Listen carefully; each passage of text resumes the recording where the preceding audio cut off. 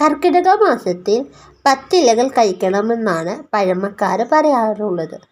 ഞങ്ങൾക്ക് ഇവിടെ 10 ഇലയൊന്നും കിട്ടിയില്ല, ആകെ 2 ഇലകൾ കിട്ടി. കോവക്കയിലയും ബോംബെ ചീരയുടെ ഇലയും.